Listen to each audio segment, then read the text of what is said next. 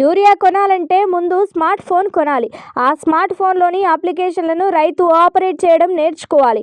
ఆ తర్వాతే వ్యవసాయం మొదలు పెట్టాలి. అప్పుడే ఎరువులు కొనుక్కోవాలి. ఇది మేం చెప్తున్న విషయం కాదు, స్వయంగా రాష్ట్ర ప్రభుత్వమే చెప్తున్నది. రైతులకు సకాలంలో యూరియాను అందించలేని రేవంత్ సర్కార్ యూరియా కొనుగోలుకు యాప్ పేరిట కొత్త నాటకానికి తెరతీశారు.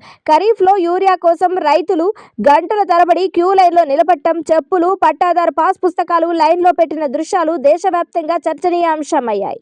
కాంగ్రెస్ అసమర్థత కారణంగా రబీలో కూడా అదే పరిస్థితి పునరావృతమయ్యే అవకాశంలా ఉన్నది. అప్పటి మీడియా కథనాలతో తీవ్ర విమర్శలను, ప్రజాగ్రహాన్ని ఎదుర్కొన్న కాంగ్రెస్ ప్రభుత్వం ఈసారి రైతుల వెదలు మీడియాలో కనబడకుండా జాగ్రత్త పడి తన బాధ్యత నుంచి తప్పించుకునే కుట్రలో భాగంగానే ఈ యాప్ను ముందుకు తీసుకొచ్చింది. అంతే తప్పితే రైతుల సమస్యల పరిష్కారం కోసం కాదు. యూరియా కొరతను, రైతుల క్యూ లైన్లను ప్రపంచానికి కనబడకుండా చేసేందుకు రేవంత్ ప్రభుత్వం చేస్తున్న కుటిల ప్రయత్నం ఇది. ఈ యాప్ల వల్ల రైతులకు ఇప్పుడున్న ఇబ్బందులకు తోడు కొత్త కష్టాలు ఎదురవుతాయనడంలో సందేహమే లేదు.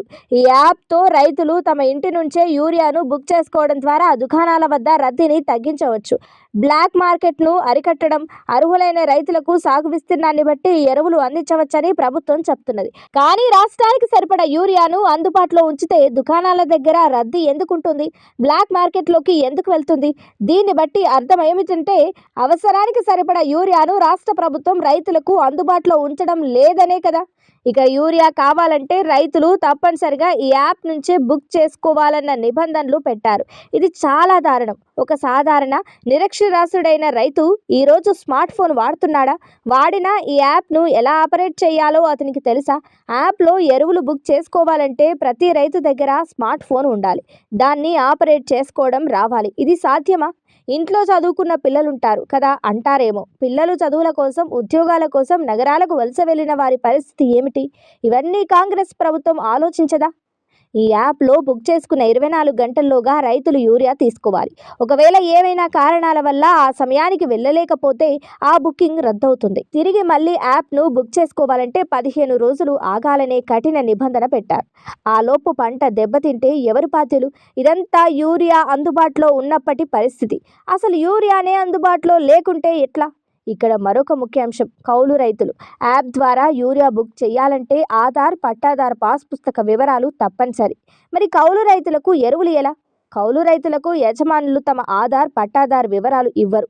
కౌలు రైతుల కోసం యజమానులు చొరవ తీసుకుని ఎరువులను ఆన్లైన్లో బుకింగ్ చేసే అవకాశాలు ఉండవు. ఇప్పటికే వరి ధాన్యం, పత్తి కొనుగోలులో ఆధార్, పట్టా పాస్ పుస్తకాలు అడుగుతుండటంతో కౌలు రైతులు ప్రైవేట్కు అమ్ముకోవాల్సి వస్తుంది. ప్రభుత్వం తాజా నిబంధన వల్ల ఇప్పుడు కౌలు రైతులు అసలు పంట పండించే పరిస్థితే లేకుండా పోయే పరిస్థితి ఉన్నది. గతంలో ప్రైవేట్ షాపుల్లో ఎవరైనా ఎంతైనా అమ్మే అవకాశం ఉండేది. కానీ ఇప్పుడు సాగు విస్తీర్ణం కంటే ఎక్కువ అమ్మితే డీలర్లపై చర్యలు తీసుకునే అవకాశం ఉన్నది.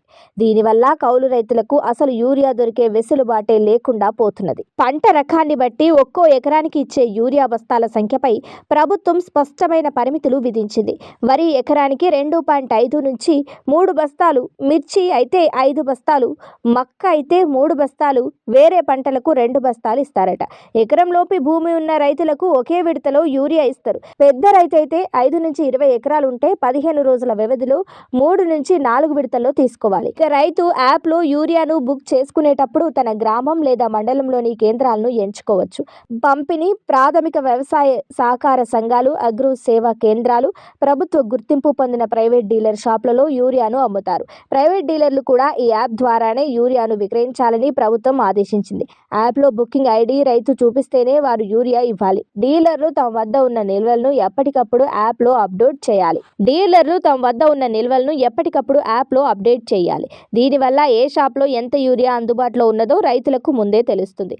అయితే యాప్ను అందుబాటులోకి తీసుకొచ్చిన మొదటి రోజే దాదాపు అన్ని షాపుల్లో నో స్టాక్ అని పెట్టారు. అలాంటప్పుడు రైతు ఎక్కడికెళ్ళి యూరియాను కొనుక్కోవాలి?